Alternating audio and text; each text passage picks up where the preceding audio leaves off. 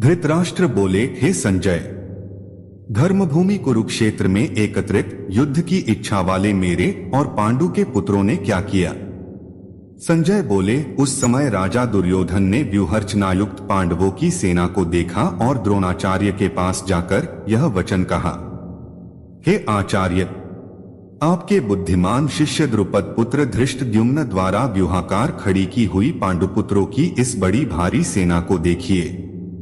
इस सेना में बड़े बड़े धनुषों वाले तथा युद्ध में भीम और अर्जुन के समान शूरवीर सात्यकी और विराट तथा महारथी राजा द्रुपद, धृष्टकेतु और चेकितान तथा बलवान काशीराज, पुरुजित, कुंतीभोज और मनुष्यों में श्रेष्ठ शैब्य, पराक्रमी युधामन्यु तथा बलवान उत्तमौजा, सुभद्रा पुत्र अभिमन्यु एवं द्रौपदी के पांचों पुत्र, ये सभी महारथी हैं। हे ब्राह्मण श्रेष्ठ, अपने पक्ष में भी जो प्रधान हैं उनको आप समझ लीजिए। आपकी जानकारी के लिए मेरी सेना के जो सेनापति हैं उनको बतलाता हूं। आप द्रोणाचार्य और पितामह भीष्म तथा कर्ण और संग्राम विजय कृपाचार्य तथा वैसे ही अश्वत्थामा, विकर्ण और सोमदत्त का पुत्र भूरिश्रवा और भी मेरे लिए जीवन की आशा त्याग देने वाले बहुत से शूरवीर अनेक प्रकार के शस्त्रास्त्रों से सुसज्जित और सबके सब युद्ध में चतुर हैं। भीष्म पितामह द्वारा रक्षित हमारी वह सेना सब प्रकार से अजेय है और भीम द्वारा रक्षित इन लोगों की यह सेना जीतने में सुगम है। इसलिए सब मोर्चों पर अपनी अपनी जगह स्थित रहते हुए आप लोग सभी निःसंदेह भीष्म पितामह की ही सब ओर से रक्षा करें। कौरवों में वृद्ध बड़े प्रतापी पितामह भीष्म ने उस दुर्योधन के हृदय में हर्ष उत्पन्न करते हुए उच्च स्वर से सिंह की दहाड़ के समान गरज कर शंख बजाया। इसके पश्चात शंख और नगाड़े तथा ढोल, मृदंग और नरसिंघे आदि बाजे एक साथ ही बस उठे। उनका वह शब्द बड़ा भयंकर हुआ। इसके अनंतर सफेद घोड़ों से युक्त उत्तम रथ में बैठे हुए श्री कृष्ण महाराज और अर्जुन ने भी अलौकिक शंख बजाए। श्री कृष्ण महाराज ने पांचजन्य नामक, अर्जुन ने देवदत्त नामक और भयानक कर्म वाले भीमसेन ने पौंड्र नामक महाशंख बजाया। कुंती पुत्र राजा युधिष्ठिर ने अनंत विजय नामक और नकुल तथा सहदेव ने सुघोष और मणिपुष्पक नामक शंख बजाए।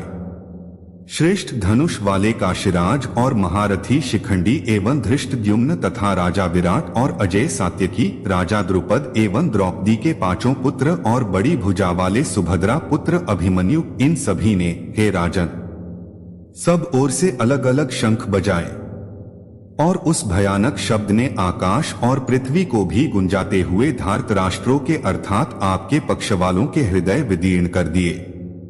भावार्थ, हे राजन, इसके बाद कपिध्वज अर्जुन ने मोर्चा बांधकर डटे हुए धृतराष्ट्र संबंधियों को देखकर उस शस्त्र चलने की तैयारी के समय धनुष उठाकर ऋषिकेश श्री कृष्ण महाराज से यह वचन कहा, हे अच्युत, मेरे रथ को दोनों सेनाओं के बीच में खड़ा कीजिए और जब तक कि मैं युद्ध क्षेत्र में डटे हुए युद्ध के अभिलाषी इन विपक्षी योद्धाओं को भली प्रकार देख न लूं कि इस युद्ध रूप व्यापार में मुझे किन किन के साथ युद्ध करना योग्य है, तब तक उसे खड़ा रखिए। दुर्बुद्धि दुर्योधन का युद्ध में हित चाहने वाले जो ये राजा लोग इस सेना में आए हैं, इन युद्ध करने वालों को मैं देखूंगा।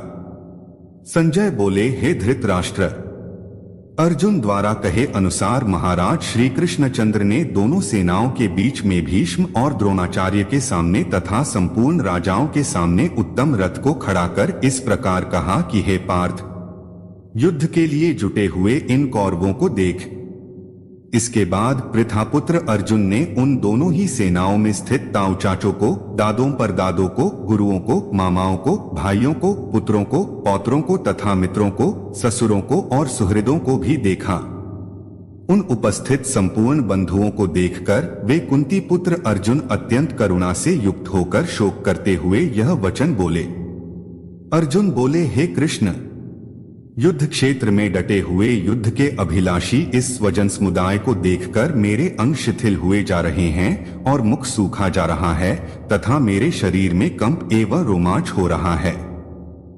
हाथ से गांडीव धनुष गिर रहा है और त्वचा भी बहुत जल रही है तथा मेरा मन भ्रमित सा हो रहा है, इसलिए मैं खड़ा रहने को भी समर्थ नहीं हूँ।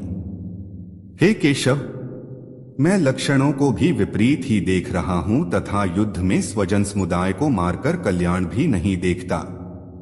हे कृष्ण, मैं न तो विजय चाहता हूं और न राज्य तथा सुखों को ही। हे गोविंद, हमें ऐसे राज्य से क्या प्रयोजन है अथवा ऐसे भोगों से और जीवन से भी क्या लाभ है।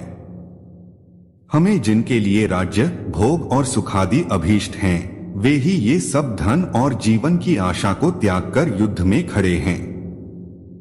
गुरुजन, ताऊ चाचे, लड़के और उसी प्रकार दादे, मामे, ससुर, पौत्र, साले तथा और भी संबंधी लोग हैं। हे मधुसूदन, मुझे मारने पर भी अथवा तीनों लोकों के राज्य के लिए भी मैं इन सबको मारना नहीं चाहता, फिर पृथ्वी के लिए तो कहना ही क्या है। हे जनार्दन, धृतराष्ट्र के पुत्रों को मारकर हमें क्या प्रसन्नता होगी। इन आत्ताइयों को मारकर तो हमें पाप ही लगेगा। अतएव हे माधव, अपने ही बांधव धृतराष्ट्र के पुत्रों को मारने के लिए हम योग्य नहीं हैं, क्योंकि अपने ही कुटुंब को मारकर हम कैसे सुखी होंगे। यद्यपि लोभ से भ्रष्ट चित्त हुए ये लोग कुल के नाश से उत्पन्न दोष को और मित्रों से विरोध करने में पाप को नहीं देखते, तो भी हे जनार्दन, कुल के नाश से उत्पन्न दोष को जानने वाले हम लोगों को इस पाप से हटने के लिए क्यों नहीं विचार करना चाहिए। कुल के नाश से सनातन कुल धर्म नष्ट हो जाते हैं तथा धर्म का नाश हो जाने पर संपूर्ण कुल में पाप भी बहुत फैल जाता है। हे कृष्ण, पाप के अधिक बढ़ जाने से कुल की स्त्रियां अत्यंत दूषित हो जाती हैं और हे वार्ष्णेय, स्त्रियों के दूषित हो जाने पर वर्णसंकर उत्पन्न होता है। वर्णसंकर कुलघातियों को और कुल को नरक में ले जाने के लिए ही होता है। लुप्त हुई पिंड और जल की क्रिया वाले अर्थात श्राद्ध और तर्पण से वंचित इनके पितर लोग भी अधोगति को प्राप्त होते हैं। इन वर्णसंकर कारक दोषों से कुलघातियों के सनातन कुल धर्म और जाति धर्म नष्ट हो जाते हैं। हे जनार्दन, जिनका कुल धर्म नष्ट हो गया है, ऐसे मनुष्यों का अनिश्चित काल तक नरक में वास होता है, ऐसा हम सुनते आए हैं। हाँ शोक, हम लोग बुद्धिमान होकर भी महान पाप करने को तैयार हो गए हैं, जो राज्य और सुख के लोभ से स्वजनों को मारने के लिए उद्यत हो गए हैं।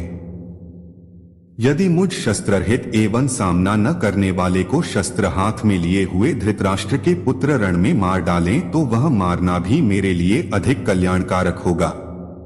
संजय बोले, रणभूमि में शोक से उद्विग्न मन वाले अर्जुन इस प्रकार कहकर बाण सहित धनुष को त्याग कर रथ के पिछले भाग में बैठ गए।